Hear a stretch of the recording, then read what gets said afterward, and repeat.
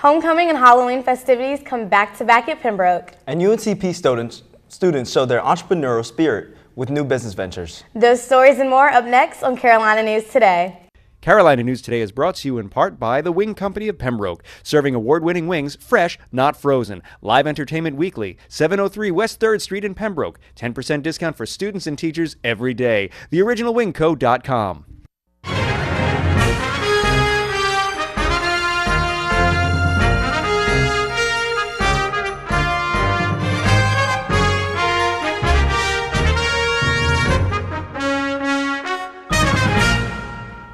Victory on the football field capped off the homecoming week festivities at Pembroke.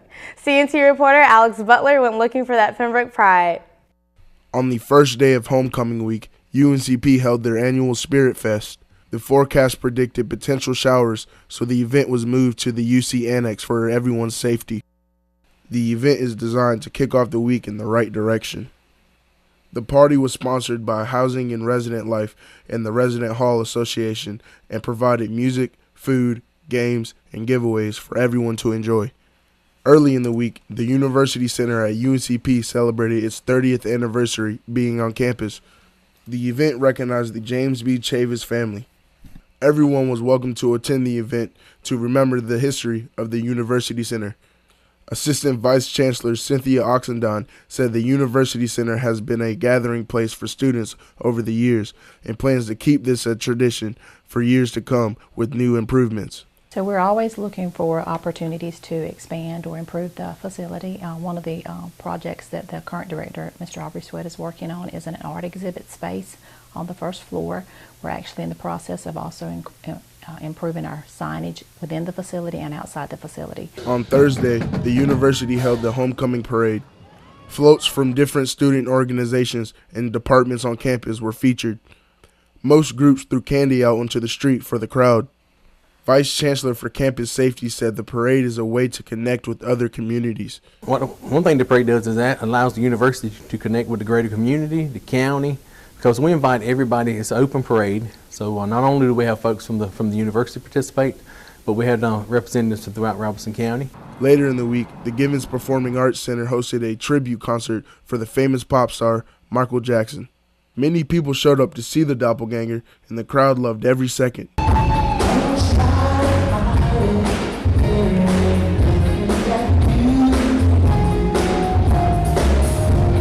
The concert contained several hits for all his fans to vibe and sing along to. It was an all-around experience of a Michael Jackson concert. Lastly, students and staff were encouraged to watch the ceremony for the homecoming king and queen during the homecoming football game against Lenore Ryan. All candidates for king and queen were recognized, but Georgianne Calando and Dion Perry were named the new king and queen. The crown was passed down to the new king and queen at the end of the ceremony. For Carolina News Today, I'm Alex Butler. The bookstore's annual costume contest on Halloween meant a $150 gift card or diploma frame for the winner. Students and staff dressed as favorite characters from history or pop culture. They had to act out their characters in front of a panel of 3 judges. A photo op helped the judges keep track of who came into the store during the contest hours. First place went to Lamar Corman of Athletic Media Relations, who tried his best to resemble the creepy Michael Jackson from Thriller. Don't quit your day job, Lamar.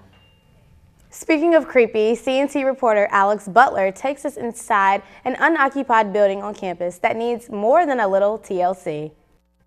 West Hall is one of the oldest buildings on campus and is now going through the beginning stages of renovations. The resident hall is located right behind North End Belk Hall and has been around for almost 60 years. The state appropriated $10 million for the project. Director of Facilities Management David Hatch says UNCP is grateful for the money. The state sets aside a certain amount of money every year for repair and renovation. Typically those are like roofing projects and replace just elements of a building rather than an entire renovation. So we're very fortunate to have that. Officials involved with the project said the parking lot of the old Pembroke High School could be potentially purchased in order to build a formal entrance to the building. University architect Scott Noble said renovating the building is a more sustainable practice versus demolishing and starting over. Tearing a building down, that building then goes to a landfill What we're doing is taking a building that's the energy's already been put into building a building, and we're going to renovate that building. West Hall's purpose at the moment is used as storage space for groups like the music department, but is otherwise unoccupied. Some electricity is accessible, but to prevent fire hazards, the lights are off most of the time. The building also has minimal heat and air conditioning.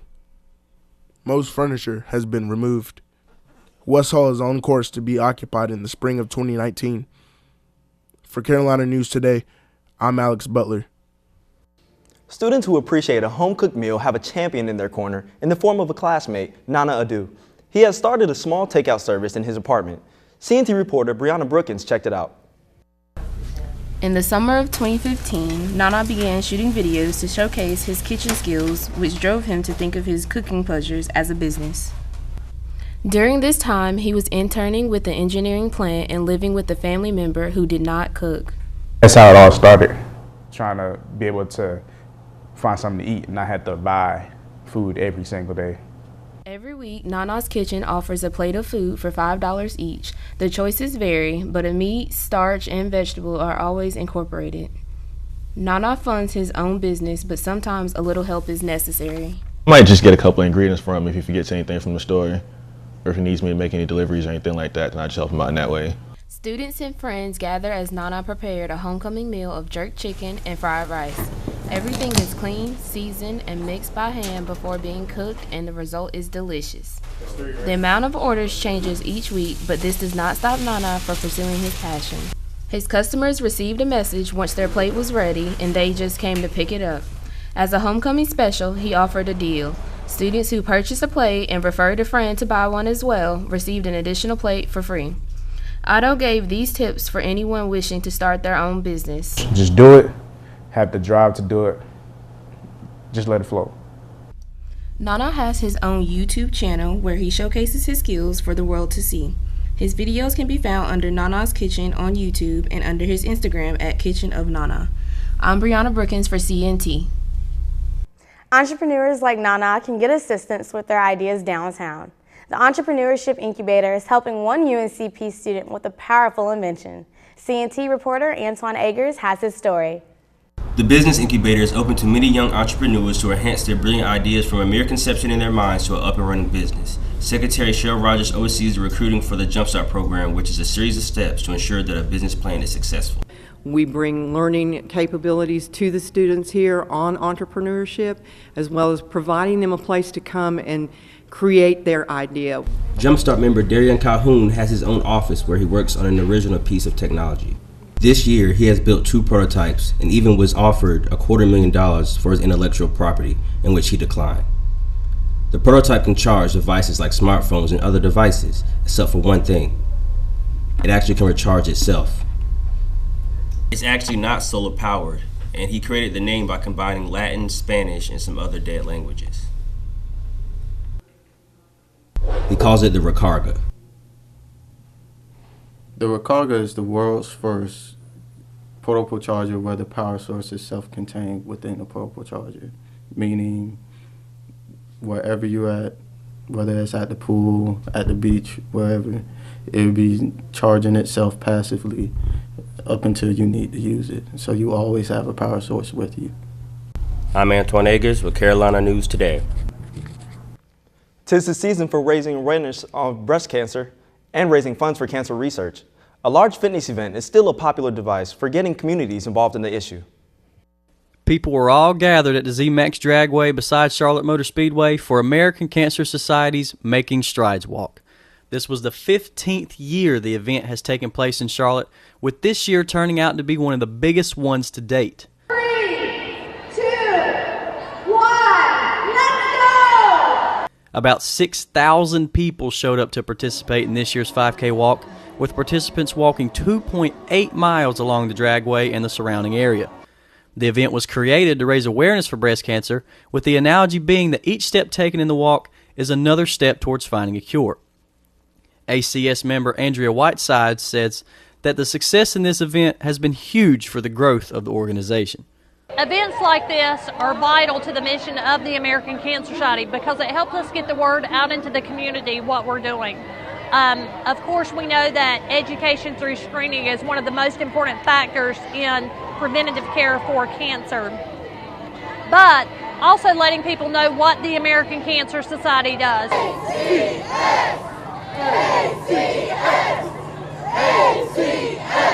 The event has continued to grow over the years, and the increased popularity has allowed for ACS to better communicate and establish what they are trying to do as an organization. Susan Beam, a volunteer for ACS, explained exactly what that goal for the organization is. To raise money, to raise awareness for breast cancer, and to help eradicate breast cancer. So that's what the ultimate goal is, to help eradicate breast cancer. But if we're not going to eradicate it, then early detection is the best prevention. It's safe to say that this year was a huge success for raising awareness for breast cancer. And hopefully now we're at least a few strides closer to finding a cure. For Carolina News Today, I'm Cole Yarber.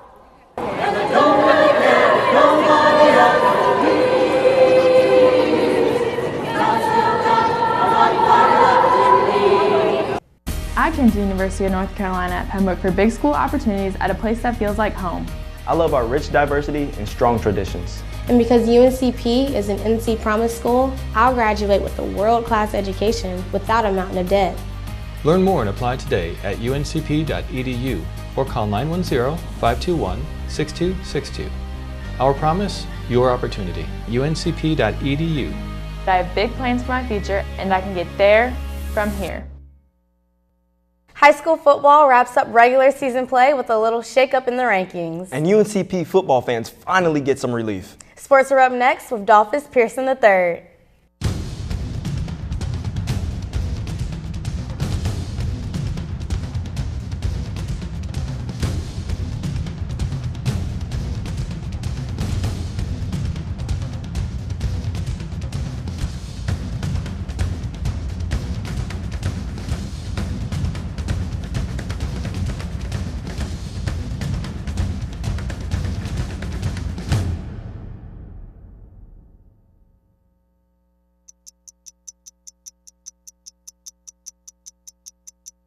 I worked 12-hour shifts at the recycling company with my dad, who's 72.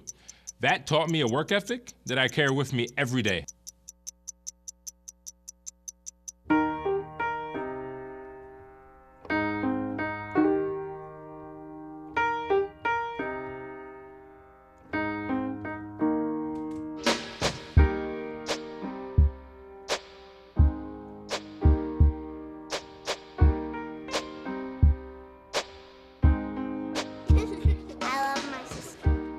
Doesn't see race. Love is love. Hey, look, it's those guys. What's up? What's happening today? Let's do those pearly whites, man. Yeah. The boys, check it out.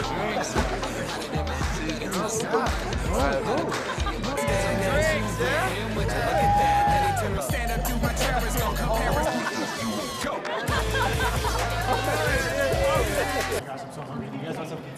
Ooh, cute. Are you good to try? I'm fine. Hey girl, what's the sound? What's the name? What's good? What's up? How many did you have? I should be fine. You should be. Sir, go and step out of the vehicle for me. Yes, sir. See ya, buddy. Today, Sean's got a hearing. We'll see how it goes. Good luck. So turns out, buzz driving and drunk driving, they're the same thing, and it costs around $10,000. It's so not worth it.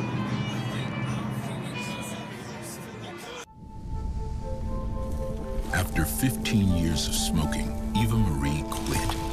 There's a new lung cancer screening that could save her life. You stopped smoking, now start screening. Learn more at savedbythescan.org.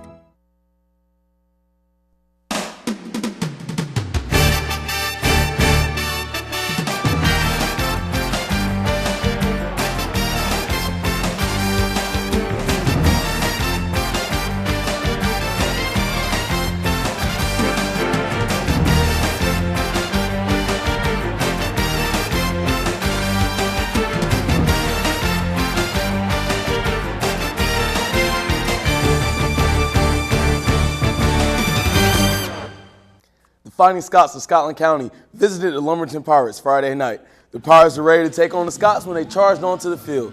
Within the first few minutes of the game, Warren Bell connects with Tim Jones on a 25-yard touchdown pass, and just like that, the score is 14-0. The Pirates will answer right back to cut the score in half as Kashik Breeden gets the ball all the way down to the 3-yard line. Quarterback Braylon Grice then runs through the middle and gets Lumberton on the board for a 14-7 score. Scotland didn't anticipate Lumberton to answer right back, and Lumberton tries to keep the momentum going, but Grice makes a rush pass and gets picked off by Manny Smith for the second time in the game. Scotland then gives the ball off to big Zamir White, who runs it in for a touchdown to make the score 21-7. The band tries to keep the momentum going for the Pirates, but it just wouldn't be enough. As the next play, Zamir White takes the handoff and brings it home for a 32-yard touchdown run. Score is now 34-7. Scotland huddles up to keep the energy going in a hostile environment. Scotland's quarterback Warren Bell then hands off to Joseph McCoy, putting the Scots up 49-7 with another touchdown at the half. Final score would go on to be 63-14.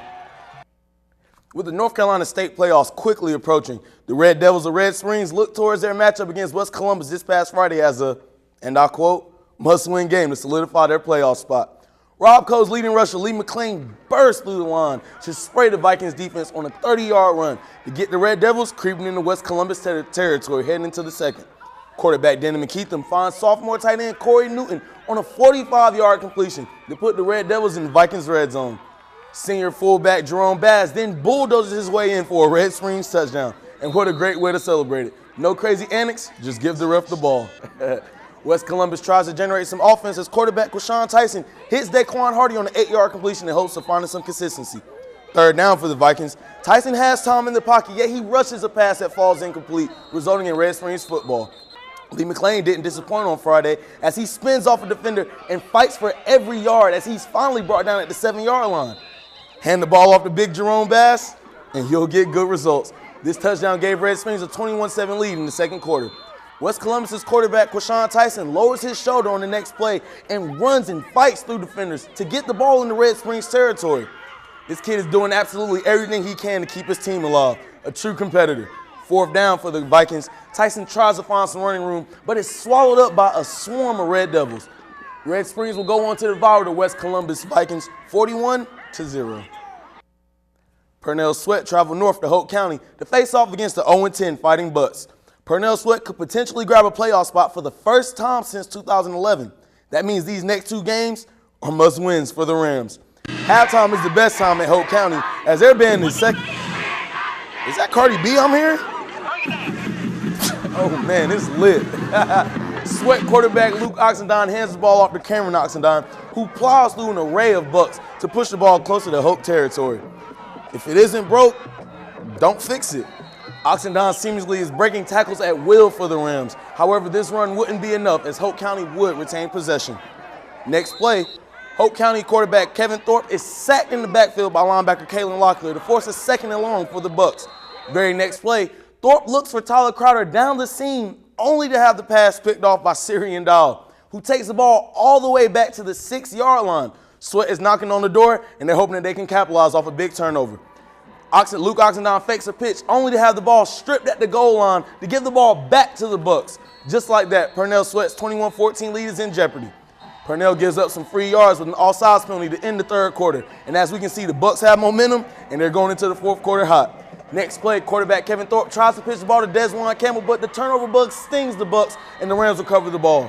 Now, Purnell Sweat's band has a reason to blow their horns. Purnell Sweat maintained the lead throughout the duration of the game to defeat Hope County 21-14. The UNCP football team had a homecoming face-off against Lenore this past weekend. The Braves held the Bears to their second lowest offensive output of the season with only 199 total yards. The Braves struggled early in the game with a fumble in the end zone after an impressive drive downfield. But with the help of Miles Grant, the Braves got right back on track. Grant ran for 100 yards to register his second career 100-yard rushing game of the season. Braves defense had a record-breaking night as Tyler Henning made it to the top of the program's all-time sack list while dealing with the tragic death of his grandmother earlier in the week.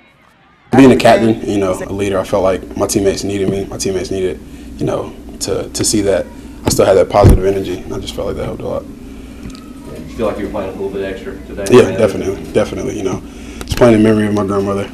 Just going out there and playing as hard as I can. The defense also forced two turnovers on 3 of Lenore Ron's final possessions.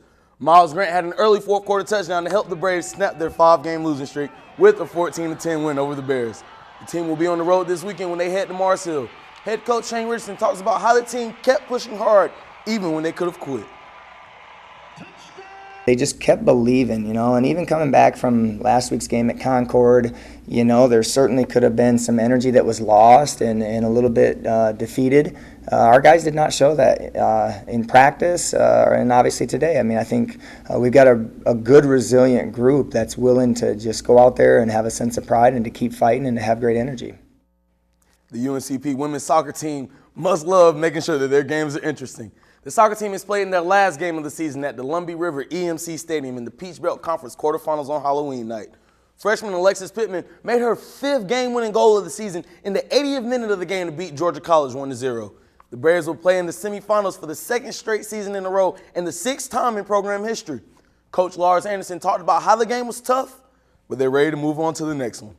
We had to make some adjustments, and I think really it was a chess match between 2 coaches who took a look at the tape from the first match and made changes, and I give them a lot of credit. They made it incredibly difficult for us, but in the end we found one in the back of the net, and we move on to the semifinal. The Braves will play #1 seed North Georgia next in the Peach Belt Conference playoffs.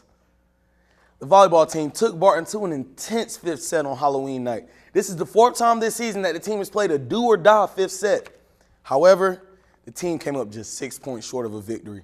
Sophomore Madeline Ashwell had her 3rd double-double of the season, and her dig total was the 2nd highest of her campaign. She also added 1 solo block and a pair of block assists. The Braves will host Peach Belt Conference foe Francis Marion this weekend.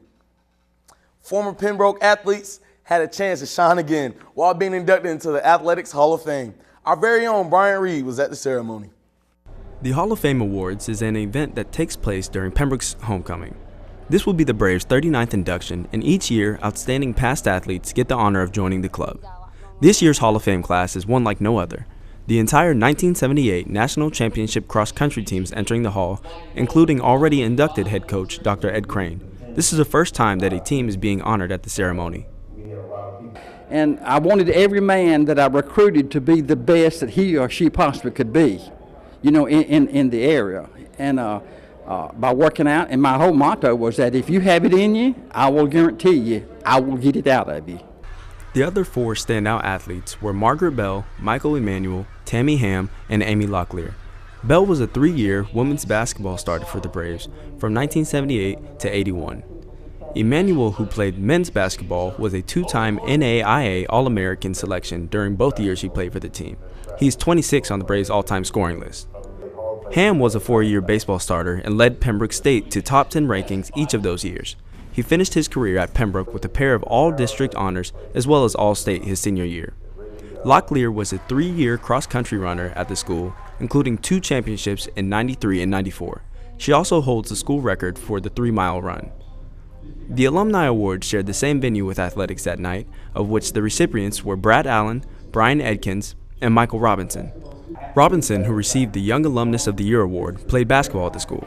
He contributed a lot of his success with the support system he had during his undergrad years.